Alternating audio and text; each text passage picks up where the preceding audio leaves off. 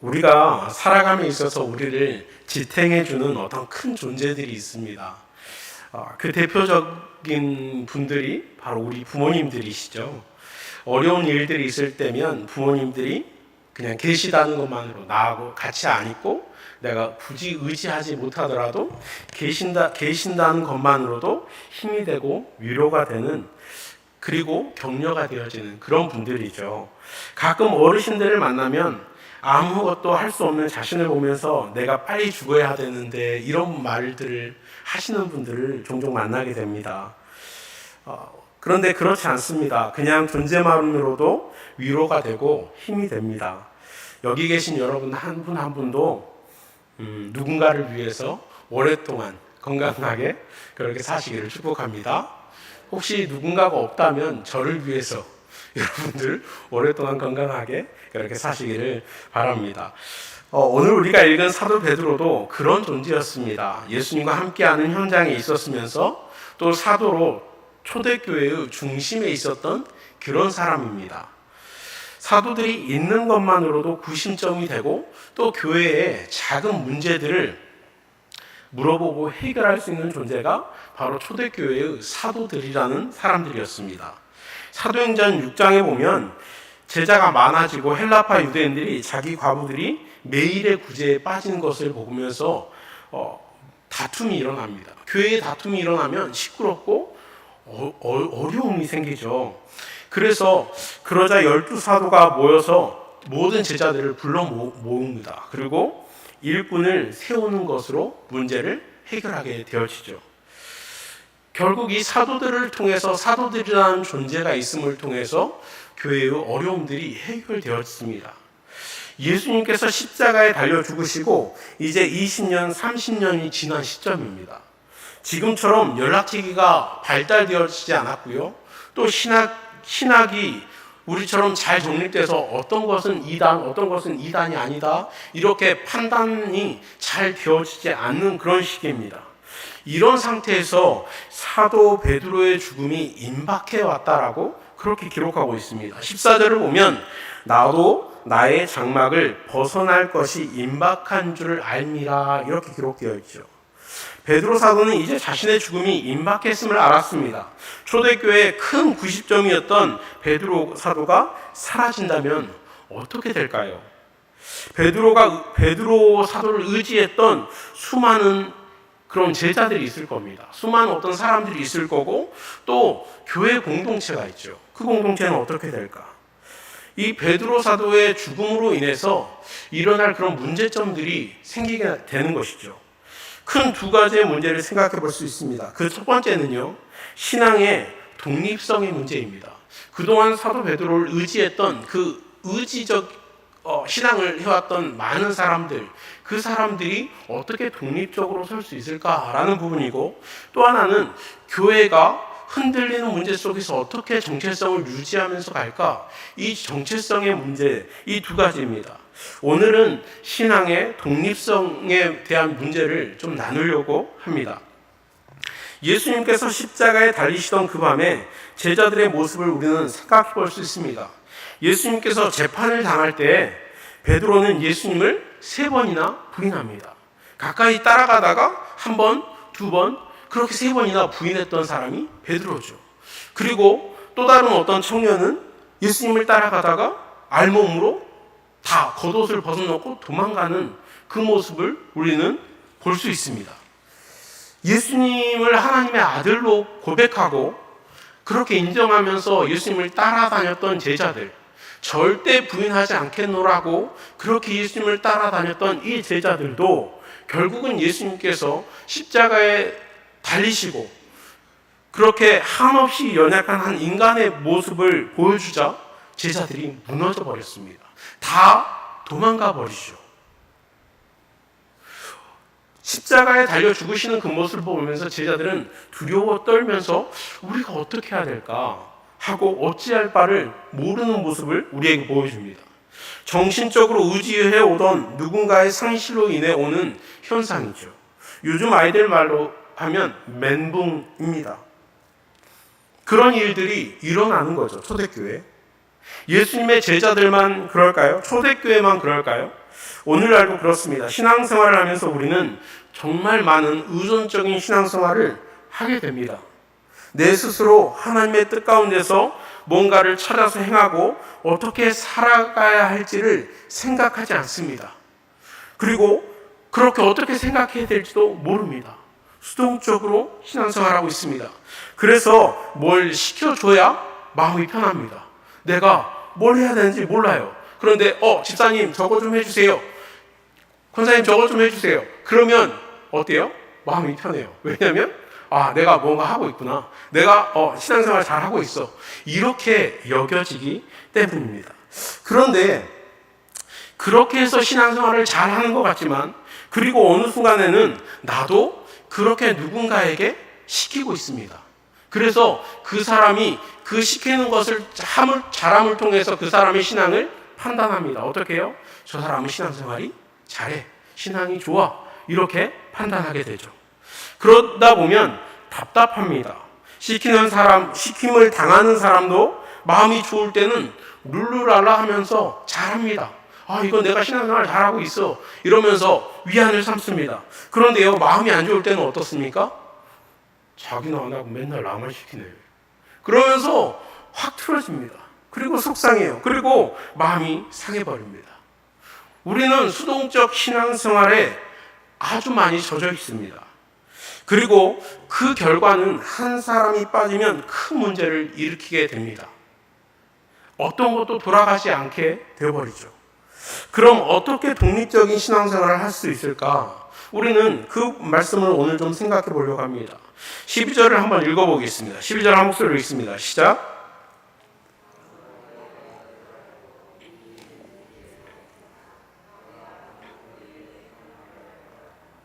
아멘. 너희가 이것을 알고 이미 있는 진리에 서 있다라고 말씀하시는 것을 보면, 이미 이 사람들은, 이미 이 서신을 읽고 있는 사람들은 예수님을 믿는 사람들입니다. 이미 예수 그리스도의 복음 안에 있는 사람들이죠. 그래서 하나님의 자녀라고 하는 사람들입니다. 그럼에도 불구하고 그 사람들은 수동적인 사람들이죠. 그리고 그 사람들을 향해서 사도 베드로가 죽어가면서 마지막 유언처럼 기록하고 있습니다. 무엇을 기록하고 있냐면, 그런데 그 뒤에 말씀을 보면 우리가 주목해야 될 말씀, 항상 너희에게 생각나게 하려 하노라, 이 말씀입니다. 그리고 13절에도 보면 너희를 일깨워 생각나게 함이 옳은 줄 여기노라. 15절에도 어느 때나 이런 것을 생각나게 하려 하노라, 이렇게 기록하고 있습니다. 신앙생활의 독립성을 위해서 첫 번째 우리가 해야 될 것은 늘 기억해야 한다는 것입니다. 늘 하나님의 말씀을 늘 기억하는 것입니다. 항상, 어느 때나 이런 표현들을 기록 쓰고 있습니다. 그럴 때 우리는 사람 의존적이 아니라 사람 의존적인 신앙생활을 벗어날 수 있습니다. 우리가 직장생활을 시작하면 처음에는 어떻습니까? 처음에는 이것은 어떻게 해야 할까요? 저것은 어떻게 해야 할까요? 하면서 사사건건 다 물어봅니다.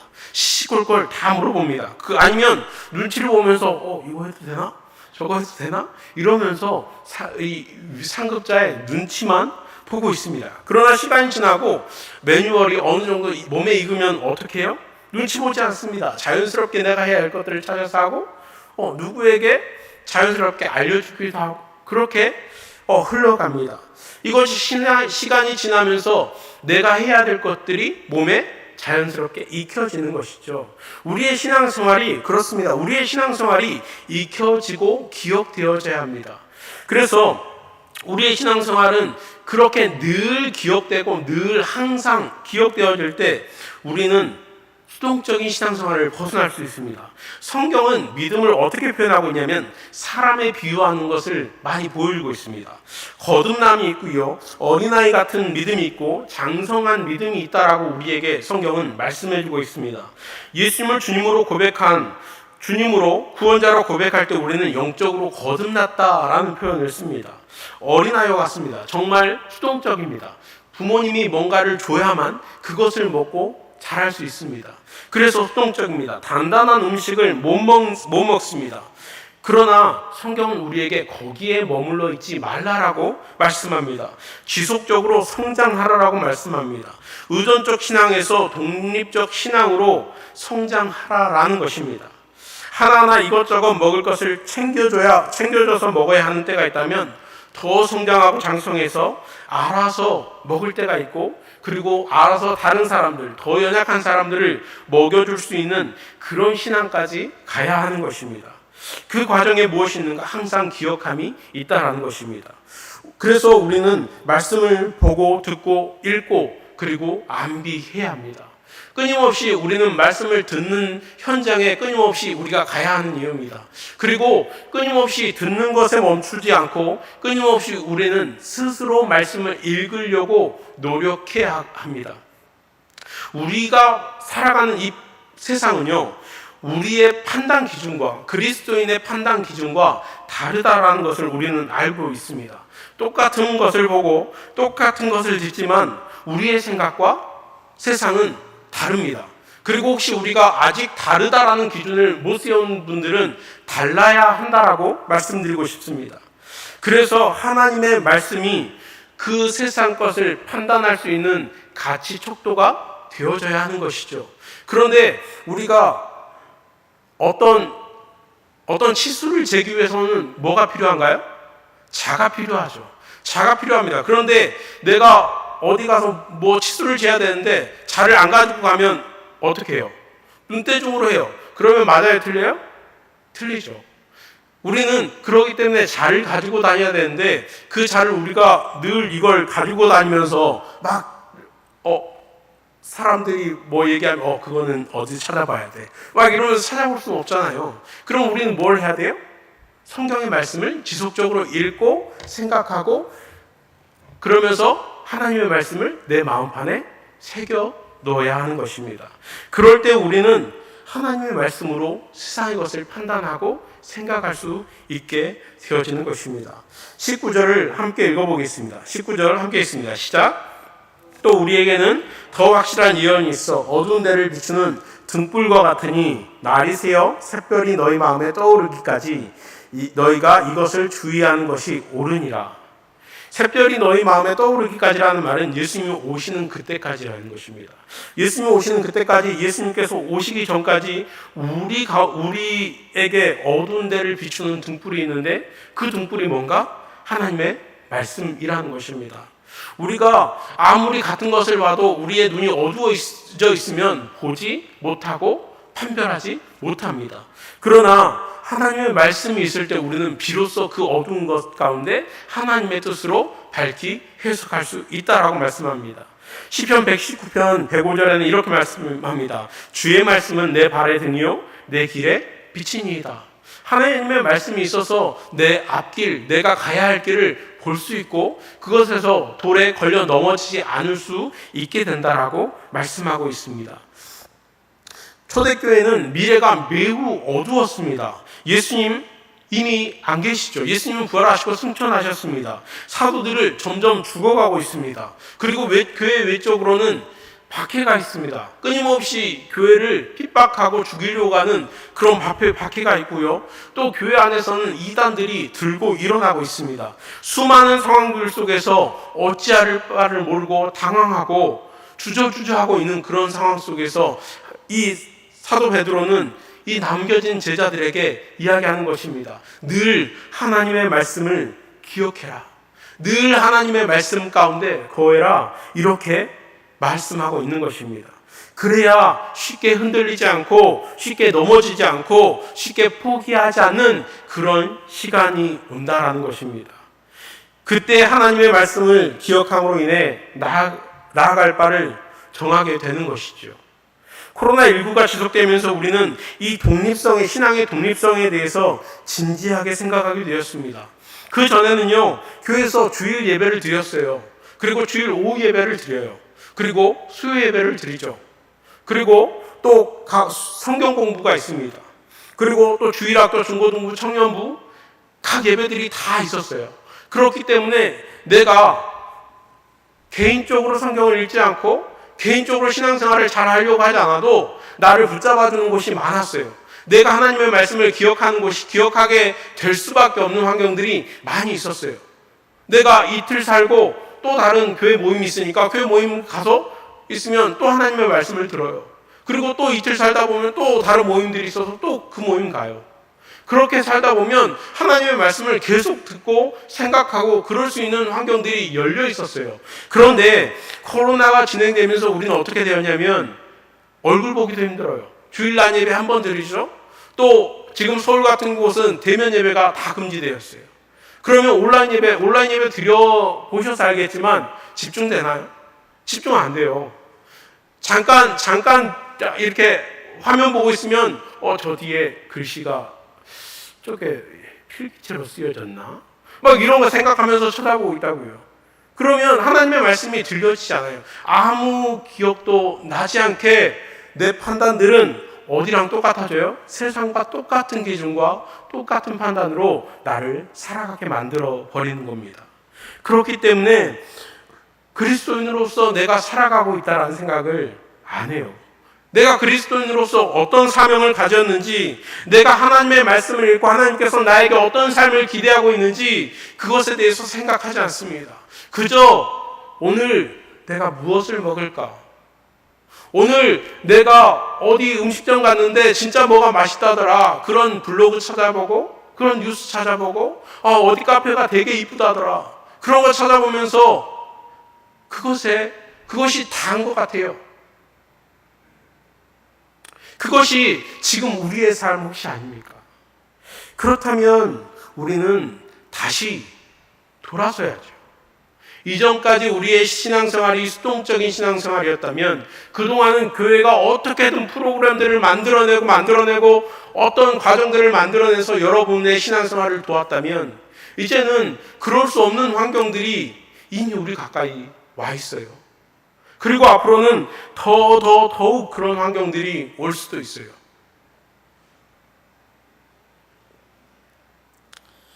그렇기 때문에 우리의 신앙생활은 끊임없이 다시 하나님의 말씀을 어떻게 하면 늘 기억할 수 있을까? 그 생각을 우리 스스로 해야 돼요. 그리고 하나님의 말씀을 읽으려고 시간을 내야 되고 하나님의 말씀을 더 깊이 연구하려고 노력하는 그런 과정들이 필요하다는 것입니다. 이스라엘 백성들은요, 이마와 팔목에 하나님의 말씀들을 기록해 놓고 있었죠. 왜요? 하나님의 말씀을 주야로 묵상하고 그 말씀을 기억하기 위해서, 마음에 새기기 위해서. 우리의 삶 속에 다시 그런 노력들이 있어야 할 줄 믿습니다. 젊은 날에 하나님의 말씀을 외우고 멈추셨다면 지금 우리가 하나님의 말씀을 다시 외우자고 목사님께서 늘 말씀하시잖아요. 다시 그 말씀들을 외우는 그 일들을 다시 시작하시기 바랍니다. 성경 읽기를 멈추고 있었다면 다시 10분씩이라도 성경을 읽는 그 일들을 하실 수 있기를 축복합니다. 그럴 때 여러분의 신앙은 정말 어떤 환경 속에서도 내가 하나님의 백성이구나. 내가 하나님의 백성으로 이런 일을 해야 되겠구나. 그런 판단 속에서 살아가게 될 줄 믿습니다. 두 번째로는요, 신앙의 독립성을 위해서는 공동체성이 회복되어져야 합니다. 우리는 뭔가 잘 모르는 것을 할 때 불안한 모습을 보이죠. 내가 이걸 해도 되나? 내가 이렇게 하는 게 맞나? 어린아이들이 이렇게 놀으라고 이렇게 놔두면요, 엄마가 있을 때는 어때요? 불안해하지 않아요. 그리고 엄마가 있을 때는 잘 놀아요. 그런데 엄마가 눈에 안 보이면 어떻게 해요? 바로 엄마를 찾아요. 엄마 어디 있어? 막 이러면서 찾죠. 그리고 엄마가 계속 불러도 안 오면 울어버리고 놀지 않아요. 불안한 거죠. 우리의 신앙생활이 그렇습니다. 우리는 늘 불완전한 나를 보게 됩니다. 실수하고 죄짓고 또 하나님의 말씀을 읽으면서도 이게 무슨 소리지? 이건 내가 맞게 해석한 건가? 이건 내가 맞게 생각하고 있는 건가? 이런 생각을 늘 하게 됩니다. 그래서 성경을 읽지만 그것을 살아내는 데까지 가지 못합니다. 왜냐하면 여전히 독립적이지 못하고 내가 스스로 이 말씀에 대한 확신이 없기 때문에 그 말씀을 살아내지 못하는 것이죠. 불안하기 때문입니다.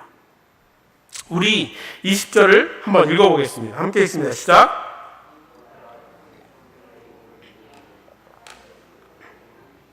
네, 모든 성경은 사사로이 풀 것이 아니고 이러니까 거봐요, 성경을 내가 풀면 사사로이 풀게 되니까 성경을 보면 어떻게 돼요? 안 되죠. 왜냐하면 나는 사사로이 성경을 풀게 되니까, 해석하게 되니까. 그래서 성경을 안 본다라고 하는 사람들을 본 적이 있습니다. 많지는 않지만 들은 적이 있습니다. 사사로이라는 말은 자기 자신의 사적인 이런 뜻을 가지고 있습니다. 그래서 개인의 생각으로 앞뒤 맥락 없이 자신의 상황과만 짜맞춰서 해석하거나 어떤 감성적인 해석을 하는 그런 것들을 이 사사로이라는 단어로 표현할 수 있겠습니다. 그런데 우리가 성경을 읽고 해석하다 보면 어떤 생각이 들어요? 내가 너무 내 마음대로 해석하는 거 아닌가라는 생각이 들죠. 그래서 필요한 것이 뭐예요? 공동체인 겁니다. 그래서 이 독립성을 위해서는 공동체성이 중요하다라는 것입니다. 우리는 신앙의 독립성을 생각하면 공동체성을 배제하려고 합니다. 독립성과 공동체성은 이렇게 대척점에 서 있는 것처럼 그렇게 이야기하는 사람들이 있습니다. 그러나 그렇지 않습니다. 개인적인 성경 묵상이 잘 이루어지려면 건강한 교회 공동체가 있어야 합니다. 공동체 모임을 참여하고 공동체에서 나누어지는 말씀을 들음을 통해서 내가 보았던 성경 해석이 올바른지 그른지를 판단할 수 있기 때문입니다. 청년들과 큐티를 하다 보면, 말씀을 나누다 보면 정말 독특한 해석들이 나옵니다. 정말 이상한 얼토당토하는 그런 이야기들을 하는 청년들도 종종 있습니다.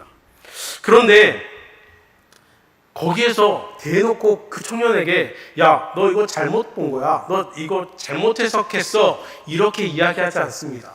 그 대신 다른 청년들과 함께 말씀을 나눌 수 있는 그런 공간을 만듭니다.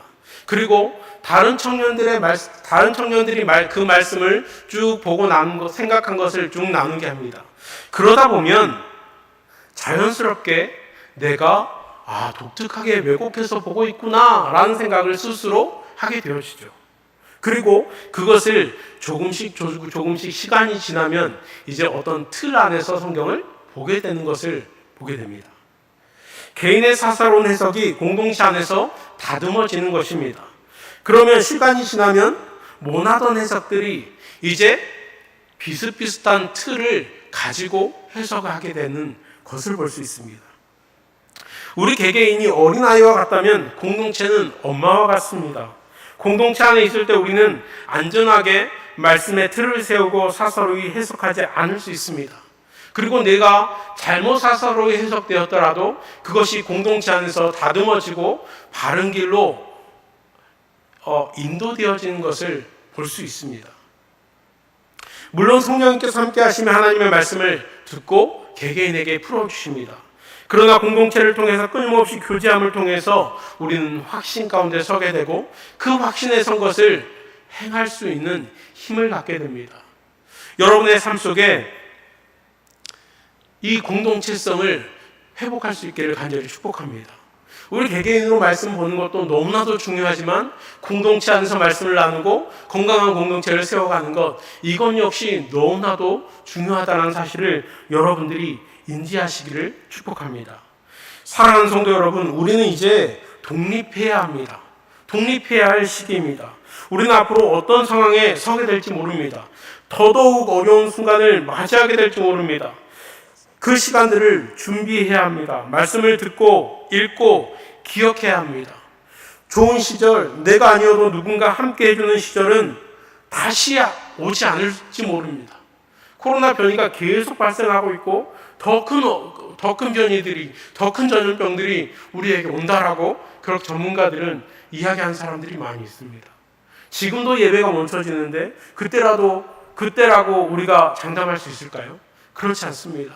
그때를 위해서 우리는 스스로 하나님의 말씀을 읽고 묵상하고 그 하나님의 말씀이 나에게 어떤 인생을 살게 하실까, 어떤 선택을 하게 하실까, 이것들을 발견해낼 수 있는 힘을 가져야 합니다.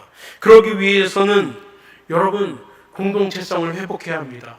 여러분이 하나님의 말씀을 들을 수 있는 설교의 자리에 여러분들이 더 많이 노출되어야 합니다. 왜냐면요, 여러분이 완성된 것 같지만 우리가 늘 불완전하잖아요. 내가 성경을 올바로 보고 있는지 늘 헷갈리잖아요. 내가 확신이 없잖아요. 그러면 우리는 설교 말씀을 통해서 또 교회 공동체 가운데 말씀이 나눠지는 그 과정들을 통해서 다듬어지는 것입니다. 그것을 통해서 확신을 갖게 되는 것입니다. 내가 이 부분에 대한 성경 해석을 올바르게 하고 있구나. 그러면 그 틀이 점점 넓어지면 어떻게 될까요? 또 다른 누구에게도 그 틀을 전해줄 수 있는 사람이 되는 것입니다. 그렇게 공동체가 세워져야 합니다. 오늘도 많은 분들이 나오지 않았지만 정말 안타까운 마음들이 있습니다. 개개인의 신앙생활이 너무나도 중요하지만 공동체의 신앙생활이 너무나도 중요합니다. 하나님의 말씀을 함께 듣고 하나님의 말씀을 공유할 수 있는 공간들에 우리가 노출되어져야 합니다. 그랬을 때 온전한 공동체가 될 수 있고 한 가지 생각으로 한 가지 마음으로 성경을 읽고 해석하고 나아갈 수 있기 때문입니다. 우리가 개개인의 사사로운 성경 해석으로 계속 나가면 틀리나 내가 맞나 의심하면서 우물쭈물하게 되어지죠. 끊임없이 공동체를 세움을 통해서 우물쭈물 살지 마시고 공동체 안에서 확신을 얻고 힘있게 말씀으로 우뚝 서는 그런 은혜가 우리 가운데 있기를 축복합니다. 기도하겠습니다.